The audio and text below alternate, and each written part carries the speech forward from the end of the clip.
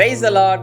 இன்றைக்கு உங்களுடைய வாழ்க்கையில அநேக பிரச்சனைகள், அநேக சூழ்நிலைகள் நிமித்தம் சோர்ந்து போயிருக்கிறீங்க.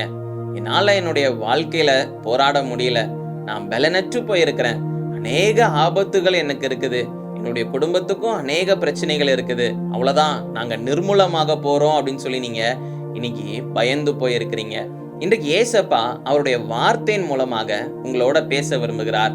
இன்றைய பலப்படுத்தும் வார்த்தை சங்கீதம் 28வது அதிகாரம் 7வது வசனம். Psalm chapter 28 verse 7.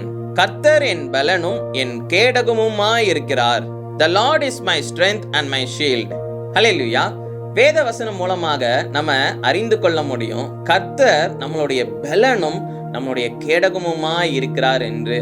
இன்றைக்கு நம்ம சோர்ந்து போயிருக்கிறோம், பலனற்று போயிருக்கிறோம், அப்படிதானே? நம்ம நிறைய நாள் ஒழுங்கா ஜெபிக்க மாட்டோம், ஒழுங்கா வேத வசனத்தை வாசிக்க மாட்டோம், தியானிக்க மாட்டோம். சில சூழ்நிலைகள் வருகின்ற பொழுது, சில பிரச்சனைகள்லாம் வருகின்ற பொழுது நீங்க யோசிச்சு பாருங்க, உங்களுக்குள்ள விசுவாசமே இல்லாத ஒரு சூழ்நிலையாக இருக்கும். அப்போ நீங்க என்ன செய்வீங்க? சோர்ந்து போயிருவீங்க, பலனற்று போயிருப்பீங்க. அப்போ ஏதாவது ஒரு விஷயம் நெகட்டிவா நடந்துருச்சு அப்படின்னா உடனே நீங்க என்ன செய்வீங்க? அவ்வளவுதான், என்னுடைய வாழ்க்கை முடிந்து போனது அப்படின்னு சொல்லி நீங்க சோர்ந்து போயிருவீங்க. ஆனா அதே சமயம் நல்ல ஜெபம் பண்ணி நல்ல விசுவாசத்தோட இருந்தீங்க, வேத வசனத்தை தியானிக்கிறீங்க அப்படின்னா உங்களுக்குள்ள விசுவாசம் இருக்கின்ற பொழுது எவ்வளோ பெரிய பிரச்சனையே வந்தாலும் ஈஸியா நீங்க ஹேண்டில் பண்ணுவீங்க. அப்போ உங்களுக்குள்ள அந்த ஒரு பலனை கர்த்தர் கொடுக்கிறார். ஹல்லேலூயா. இன்னைக்கு நமக்கு பலனாக கர்த்தர் நம்மளோட கூட இருக்கிறார். நான் உன்னோட கூட இருக்கிறேன் என்று கர்த்தர் சொல்லி இருக்கிறார். அப்போ அவர் நம்மளை விட்டு விலகாத ஒரு தேவனாக கூட இருக்கிறார் என்று நீங்க விசுவாசிக்கணும். எல்லா சூழ்நிலைகளிலும் அவர் நமக்கு பலன் தருவார்.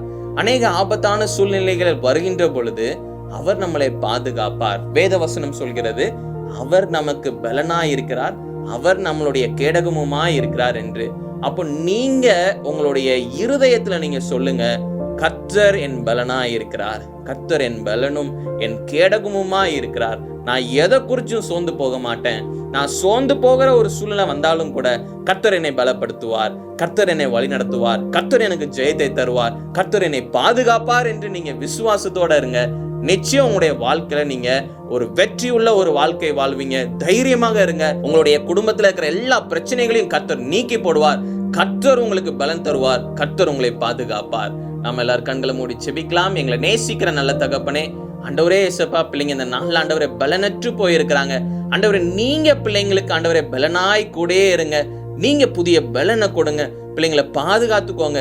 அநேக மனுஷங்க தகப்பனே ஏசப்பா இவங்களுடைய வாழ்க்கையை அழிக்கணும்னு சொல்லி நினைக்கிறாங்க. ஆண்டவரே ஏசப்பா இவங்களை அவமானப்படுத்தணும்னு சொல்லி நினைக்கிறாங்க.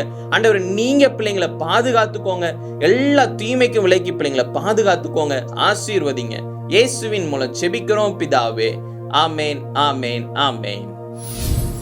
கர்த்தர் நம்மளுடைய பலனும் நம்முடைய கேடகமுமா இருக்கிறார். எதை குறிச்சும் பயப்படாதீங்க. அவர் நம்மளோட கூட இருக்கின்ற பொழுது நம்ம சந்தோஷமாக வாழணும், நம்ம அவருக்காக வாழணும். அவருக்காக அநேக காரியங்கள் செய்யுங்க. உங்க வாழ்க்கையில் இருக்கிற எல்லா காரியங்களையும் அவர் பார்த்து கொள்வார். God bless you. Have a joyful day.